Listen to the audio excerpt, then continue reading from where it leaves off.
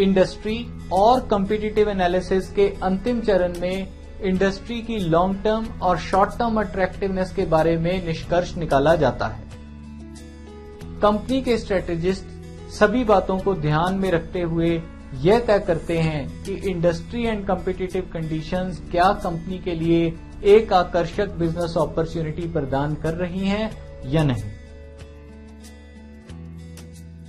आइए industry attractiveness की परख करने के लिए पूछे जाने वाले कुछ अहम सवालों पे एक नजर डालें। इंडस्ट्री का ग्रोथ पोटेंशियल क्या है? मौजूदा कंपटीशन का स्तर क्या है? क्या मौजूदा कंपटीशन एक कंपनी को एडिक्वेट प्रॉफिट कमाने की अपॉर्चुनिटी दे रहा है या नहीं?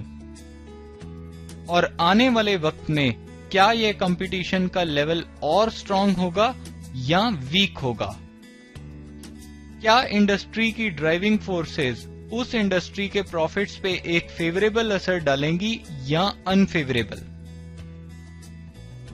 एक अनअट्रैक्टिव इंडस्ट्री सिचुएशन को एक पोटेंशियली रिवॉर्डिंग अपॉर्चुनिटी में बदलने के लिए कंपनी की क्या स्ट्रेंथ्स हैं? एक इंडस्ट्री को अनअट्रैक्टिव बनाने वाले फैक्टर से बचने में या उसका सामना करने में क्या कंपनी सक्षम है या नहीं? इंडस्ट्री में रिस्क और अनसर्टेनिटी का क्या लेवल है? इंडस्ट्री जिन समस्याओं को झेल रही है उनकी गंभीरता क्या है? क्या इस इंडस्ट्री में ऑपरेट करने से कंपनी को अन्य इंडस्ट्रीज में सक्सेसफुल होने में मदद मिल रही है या नहीं? इन सभी सवालों का उचित जवाब मिलने पर ही इंडस्ट्री की अट्रैक्टिवनेस का पता लगाया जा सकता है।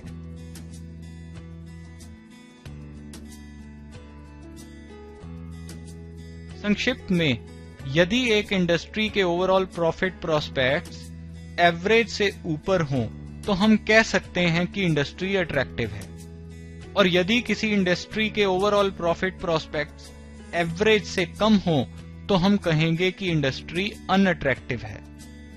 पर यहां एक बात समझ लें कि किसी इंडस्ट्री को सभी इंडस्ट्री पार्टिसिपेंट्स या पोटेंशियल एंट्रेंट्स के लिए अट्रैक्टिव या अनअट्रैक्टिव समझ लेना एक भारी गलती होगी, क्योंकि इंडस्ट्री अट्रैक्टिवनेस रिलेटिव है, न कि एब्सोल्यूट। मतलब जो इंडस्ट्री एक कंपनी के लिए अनअट्रैक्टिव है, वही इंडस्ट्री हो सकता है किसी और कंपनी के लिए अट्रैक्टिव साबित हो।